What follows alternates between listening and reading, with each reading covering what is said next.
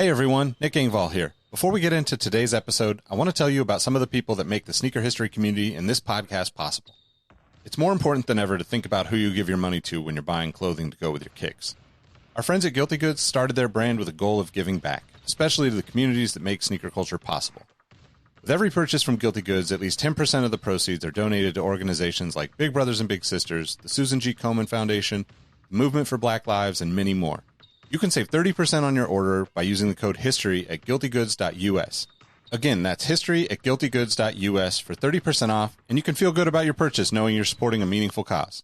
Sneakers are all about presentation, and if you're like me, displaying your kicks at home or in the office is just as important as when they're on your feet. Sneaker Throne makes sneaker display cases featuring customizable LED lights, drop-side cases to showcase the entire side of the shoe, not just the heel or the toe, the whole shoe. They've also got display cases for trading card collectors and hat collectors. To me, it's the perfect way to display your collection. You can save at least 10% on your Sneaker Throne order by using the code HISTORY at sneakerthrone.com. That's history at sneakerthrone.com. If you're a Patreon supporter or a member of our Discord community, you already know about Kicks with V hot sauce and his small batch, locally sourced hot sauce. V has been one of the biggest supporters of sneaker history and the podcast since the early days. He's currently the defending champion in our community trivia nights competition. Kicks with V hot sauce has been a huge hit with the community. You can save 10% on your order by using the code SneakerHistory10 at kickswithvhots.com. That's SneakerHistory10 at kickswithvhots.com. Now, you're probably here because you like sneakers, and if you join the Discord, you know our community is about so much more than that. Whether it's the marathon-like community calls, trivia night debates, the in-person meetups, or just sharing our favorite experiences, we found that although we have such different backgrounds, we all have some unexpected shared passions. Not only does the entire community look out for each other when it comes to releases, we're like a support group for life in general. You can join the Discord community for free by heading to the show notes of this episode. After you're done listening to this episode, tell someone you like their kicks today. You never know how far a simple compliment can take you, and we all know how good it feels to have someone show their appreciation. Now let's get into today's episode.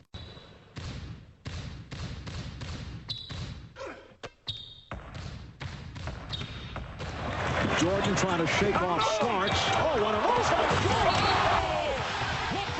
James with no regard for human life. 12 seconds. Bryant for the win. Iverson against Gill. The crowd on its feet. Allen for the win. Welcome to the Sneaker History Podcast. Greetings and salutations, my sneaker history family. Hope everybody's having a great day.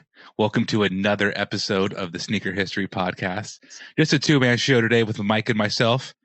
How you doing, my man? How's it going? Oh, man, I'm doing good over here. You know, just binge watching DBZ on a Crunchyroll, so living life. Are you doing the Dragon Ball Z Kai, or is it the OG? Is it I think a lot of staring? OG. I can't remember whatever one said, like the blood and, you know. Okay. The violent good stuff. Still a lot of staring, but a lot of you don't go into the next dimension in that version of Dragon Ball. I love that you say that, though. Today's episode is going to be a little bit anime inspired. It's mostly, actually completely, going to be an Air Jordan episode. A lot of fun news from the brand. Let's go ahead and show us what you've been wearing, and then I'll show what I've been wearing. It's kind of funny. So. Oh shoot, man, we're talking about Jordans. I gotta go leave the house in a minute anyway, so I was like, you know what, I'm gonna be rocking the 13, the red Flints, which is one of my favorite Jordans, GRs, whatever how you want to look at it. But love this shoe, and yeah, this is what I'm wearing today. The Almost Kids, almost just close. Almost kids, but definitely twins, because I definitely wear these 13s, the red Flints, regularly. As regularly as you can when you have a lot of pairs. Yeah. But luckily the light's doing a really good favor. There's some dirt right here you can't see. I was looking at it, like, oh, there's stains everywhere in this, but thanks, sunlight. You just got to wear them. The cat's eye never gets old, in my opinion. That's just such a great detail. Obviously based around the Flint, where it's normally that nice cowboy royal blue here. Those loser boy 13s. Cowboy in the same. So that's the ill. The meme 13s. But when it comes to Coppin, it's kind of funny we bring up the cowboy meme 13s, because these are like the cowboy alternate meme 13s. These bad boys here come out this Friday, $4.29 at all major retailers. We have the Jordan 13. I've been calling them the Blavies because they're black and they're navy, right? They're Blavy. Same way black and gray is gravy. No, gray and navy is gravy. But these are kind of like an alternate, like the navy blue cowboy jerseys. Mm-hmm. It's kind of fitting that motif. I'm not a Cowboys fan at all. No, not at all. Just man, it's good though, man. I really like it. Never goes out of style. Now, is the black a new buck as well, or just it is? Okay, it is. It's I would say it's built correctly. Okay. As 13s go, I like to also have like the new buck here. That's my preferred material to the leather toe box. These are actually based around the OG Air Jordan 13 Low, which came out in 1998, I believe. They've been doing this a lot, more and more. Like the 72 and 10 Air Jordan 11s come out again, but in low top form. They've just been playing around with highs and lows, and I love it, man. Actually, I like the 13. Yeah, lows. I like 13 lows, but something about just that color combination I think looks better on a high. I think with that actually the cat eyes to that little metallic Jumpman symbol looks again. The cat eye can do no wrong, basically. I personally just don't like the squish nature of a 13 low. The 14 low too, right? Those are just two of the few Jordans where I'm like, this have to be mid tops. So again, $4.29, all major retailers. Thank you, Jordan Brand, for sending these our way. More photos and stuff to come soon. But a very, very cool GR, which just brings us to GR land, right? What I think is really cool about the next two shoes we're going to be talking about is they're young athletes, and for the most part, they've consistently worn footwear that's been available. And if they're not available, get them really cheap on resale. So let's go ahead and talk about Zion first. We have a little Dragon Ball Z connection. One of the big three historically from Shonen Jump, Dragon Ball Z, and another one is Naruto, which is the main collaborator on the new Zion, the whole Zion collection. There's so much stuff coming out. Zion alluded to this all happening last week with a photo of Naruto and his logo, and it got a lot of people, myself included, very excited about it. A whole bunch of Zion ones. We have 3 pairs of Zion ones and some really nice apparel. Let's just go. I won't talk so much. Let's just start with the first one, which is the Sage of Six Paths, which is like ultimately like the biggest, strongest figure in Naruto. It's like the bloodline of all of like the major families spawn off of this guy. He's like the keeper of all. He's the keeper of the next two shoe inspirations. It's the Sage of Six Path, white black colorway, some dots on it to signify the truth-seeking orbs that he has on him. But what do you think, Mike? A simple white black shoe? Interested? Not interested? I think of the 3, I know kind of early to say it in the conversation, but I think of the 3, that's my favorite one. I like the simple white and black colorway on there. My thing is, if they weren't going to go full out like Naruto, like with different materials and things of that nature, some different representations, I like what they did with this one. Again, if you watch the cartoon and know the characters, it does a pretty solid job of representing what it was supposed to be. Mm-hmm. What's funny is when you look at it, if you remember the James Harden Volume 1, there's a white and black colorway of the Harden Volume 1 that Lonzo Ball wore at UCLA, I believe. Looks very similar. If you color block a shoe with black and white a certain way, it can really take on a lot of different looks. Also looks like that's 7. Whatever one had the break in color, I can't remember which one it is, but it also has a familiarity of one of the Dame shoes because they did a black and white color, which is the same kind of blocking, almost sans the dots. Mm-hmm. Oh, definitely. I see that inspiration. I keep looking to the side to look at the shoe. I definitely see that too.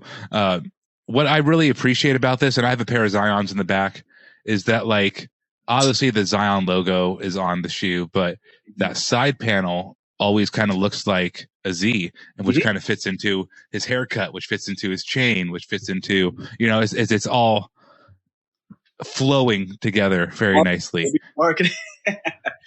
What's up? Marketing, man. It is. It's very smart. And just the reason why this collection is even happening is obviously Zion likes Naruto, but we all kind of became more aware of it when he was at Duke. His mom was asked, like, what's a fun fact about your son that you wouldn't know? And she, of course, had to say that he's a mama's boy, which I think most of us don't want to admit, but a lot of us are a mama's boy if we have a mama in our life. And the second one was that he loved Naruto. And funny how, 4 years later, 4 years removed from playing at Duke, and now we have an official collab. Let me ask you this. What would be your dream franchise if like Mike was given the option? Any anime franchise. Has to be an anime though. Yeah, for sure. Man, I'm not gonna say Dragon Ball because they've done it to death a couple times. I feel like it's just, you know what, we haven't got to get a good one yet. I don't think we're ever gonna get a good one. I would be a toss up between Gundam Wing, like Endless Waltz Gundam Wing, where we get some more. I know we got the Dunk Highs, but that was a very, I think, small sample size. But I think we got a good collaboration there. And then something I've been into lately is My Hero Academia. I would take that one. My Hero was definitely a first or second choice for myself too. Another newer anime is one called Chainsaw Man. Fights demons. That's the chainsaw arm. Awesome. It's fun. It's cool. I would definitely do a chainsaw arm. Personally, that's kind of what I've been into recently. But the whole Naruto zeitgeist is so big. The universe of Naruto is so big. They really chose to keep this collection close to the chest of the character Naruto, which is personally one of my top 3 favorite protagonist characters of all time. The actual like blonde-haired, orange-suited dude. I love him. Can't get enough of him. So the next colorway here we have is his inner demon fox, the QB. 2 different colorways, both playing into that. So there's the one that is the beast itself, the demon fox, which is a darker, more muted colorway.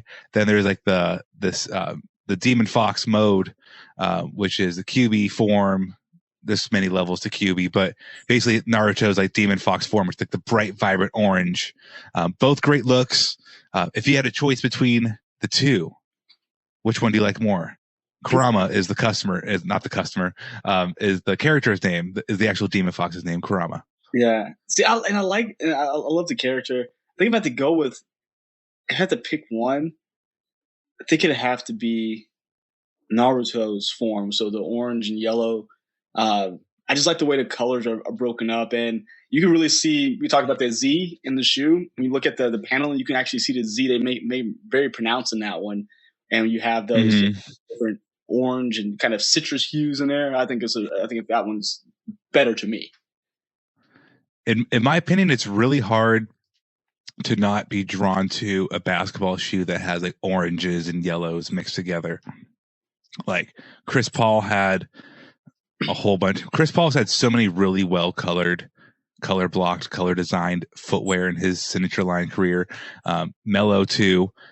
Zion here is literally no different. But just, you're right. It just pops something different. And it looks like on the back heel, there really isn't a good photo of the heel of the shoe, but it looks like it's doing something along the lines of Naruto's eye change on the heel. Yeah. It becomes more froggy. Well, if he's using Sage, see, many Naruto geek factors here. If he's using Sage mode, the eye goes like bigger and has a line in it, but this just looks like to be the normal Nine Tails mode. So without Sage chakra.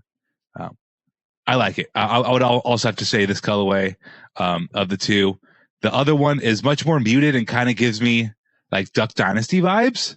Yeah, it looks like camo for some reason. Like it is. It's like, I think it's when he's depicted.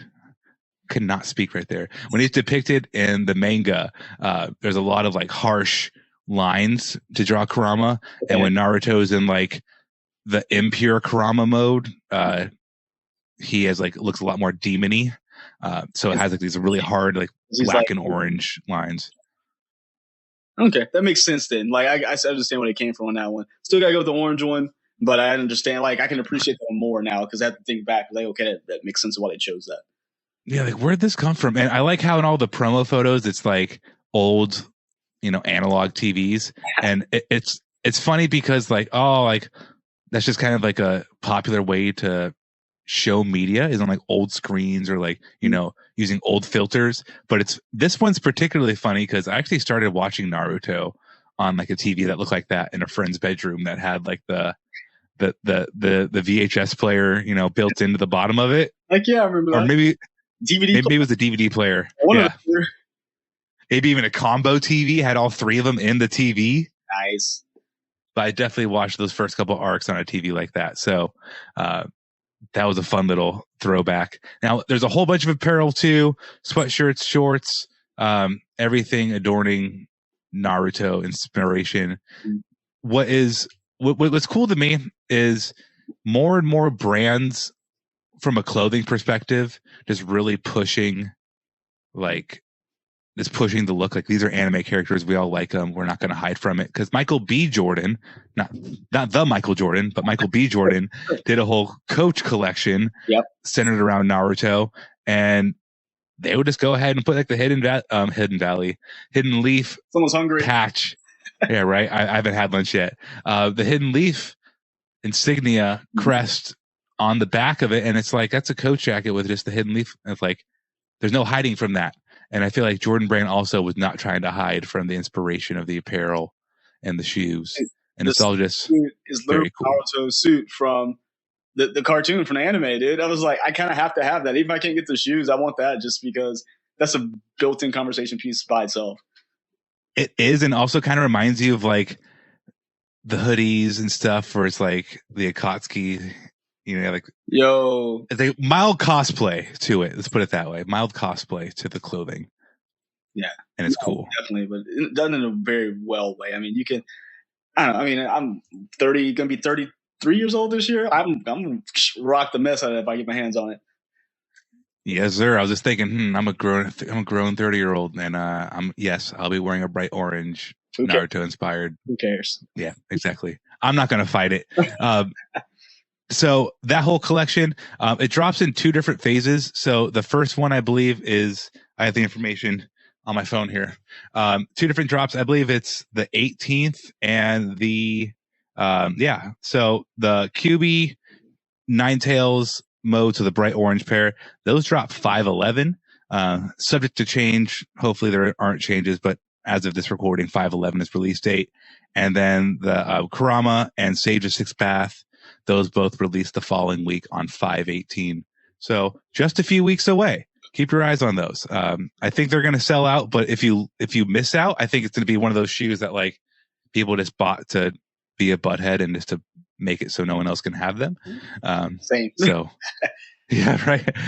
Don't be discouraged. If you don't get them right away, I'm very confident you'll be able to get a pair for not much more than retail, and that's a good thing. Yeah. Love stuff like that. Stores, I feel like these are like where basketball shoes are sold. Like, although they don't have a lot of things on the shelves now, they still have performance basketball. So try Dick's Sporting Goods, which actually has release calendars.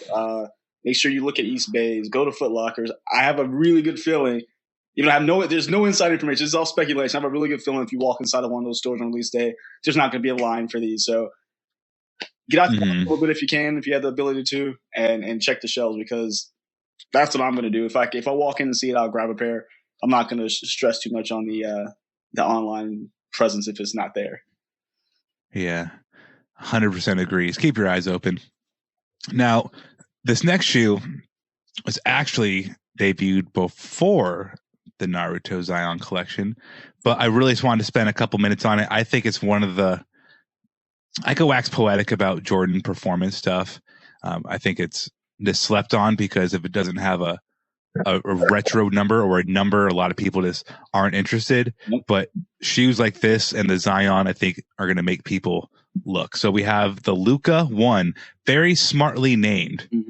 Just Luka 1. We know he's a one name basis type of player. Nobody ever says Luka Doncic. No, it says Luka. You know who he is. Same way Magic, right? I mean, I'm not saying he's on Magic's level, but Kobe, MJ, LeBron. It's like, right? It's one name. You know who it is. So we have the Luka one, debuting the ISO plate in Formula 23 tech. I will hold on to that, but just short story. It mixes up the best parts of the Jordan 28 and 34 all into one. And then the Formula 23 foam is a sustainable foam, proprietary to Nike, lightweight, bouncy, everything you want foam to be around a basketball air unit, right? It's something that helps you go boom, boom, boom really quick, like a Zoom unit. You want something around that facilitates that bouncy motion, but is not too stiff and not so soft that you can hurt yourself. So that's a mouthful, but we have a great looking Luka one. That's a tech perspective. Mike, what do you think about the shoe? I like it from everything else.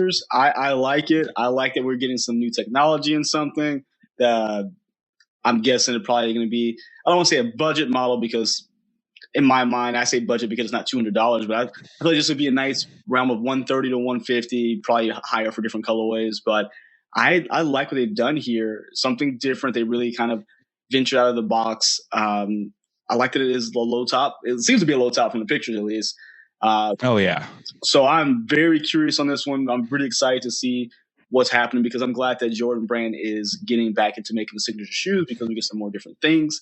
I feel like we need to do an episode one day when more of these start to come out to start comparing between the old guard of like Chris Paul, Melo, those guys, and looking at the new guard coming in because I'm sure that especially after this playoff run, Jason Tatum is not going to be far away with this shoe.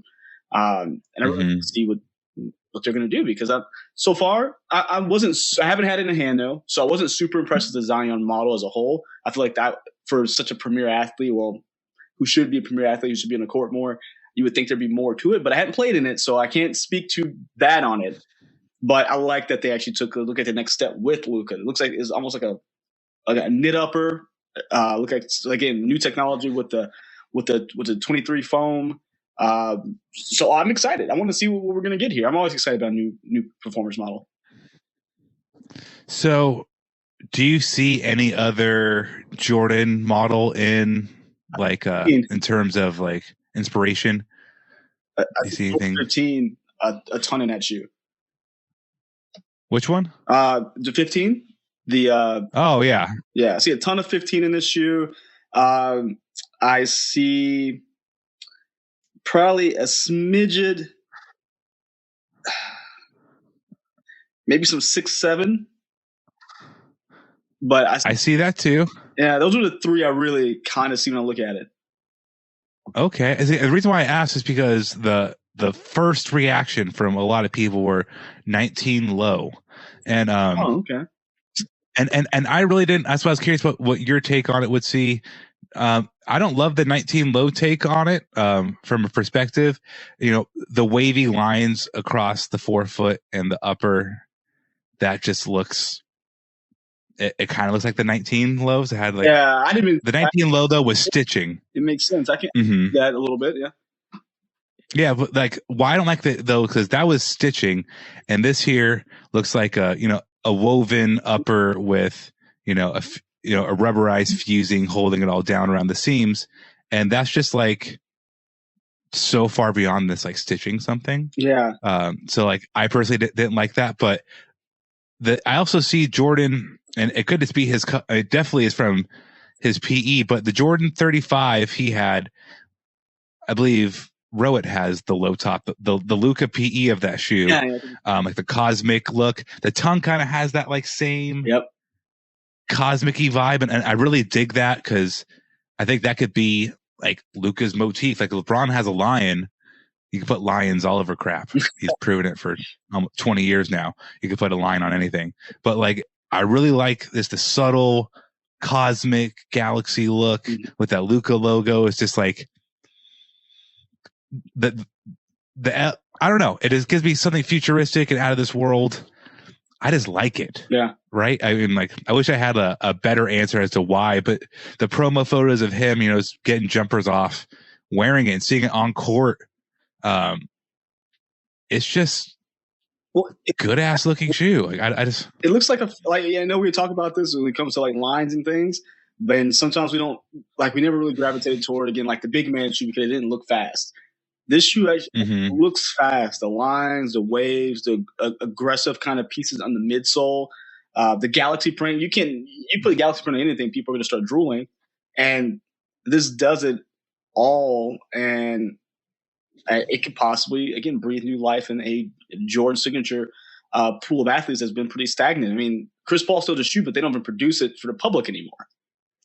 Mm-hmm. So they definitely do not. I hope this can be something to re-energize that, because this also gives me vibes saying Chris Paul shoe. That kind of gives me vibe of Chris Paul shoe, kind of that low top, aggressive looking sneaker that was typically more foam than air, I think, a lot of times. So I think that could be an evolution of what Chris Paul was playing in at the time, what we were used to him playing in. Yeah. I could see some of that. I just above all see a shoe that's going to be a great performer on the court, but for guys like you and me who maybe just want to wear a basketball shoe, it looks like you can keep these mildly laced and they're going to slip on easily. You're not going to have it looks very slip onable, like keep it by the door, throw it on and go do your thing. It looks also very gym ready. Like some basketball shoes, it's just like, the high top's awkward. You're doing not basketball things. You're just in the gym working out. Yeah. Not all basketball shoes are created equal in that sense. Yeah. These look like something reminiscent of like a Jordan trainer a little bit.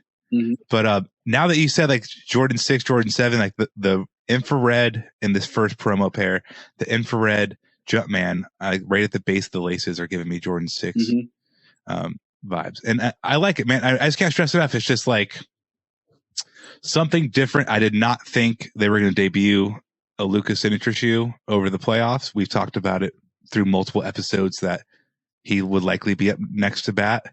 You brought up a great point of Jason Tatum. I'm very curious to see where that goes. But I would say this from first impression, they got a winner with this Luka one. Yeah, no, most definitely. I'm pretty excited. There's no release date yet. Do you know of anything?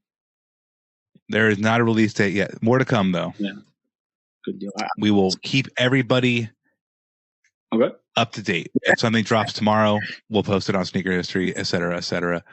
But if you had to choose right now between, let's just say Luka's first signature shoe and any other Jordan signature shoe not named Michael, the first one, would you take the Field or these? You don't have to have a favorite one of in particular, but any of the other ones or this one? I hate the recency bias because I'm like, man, this is a good shoe, but I think just knowing what you said, just the first one, right? I can only have the first shoe. Yeah. The first signature model of Chris Paul, Melo. Yeah, I think I'm about to take these. Westbrook. I think I'm gonna take these. Okay. Yeah, hard decision, but I think overall, I just, for the way I like shoes and the way, like you said, on and off court, these look like it provides the best of both worlds for you. Yep. I mean, I'm just thinking quickly.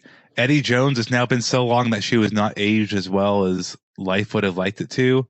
Chris Paul won clunky. Westbrook won very clunky. Melo won.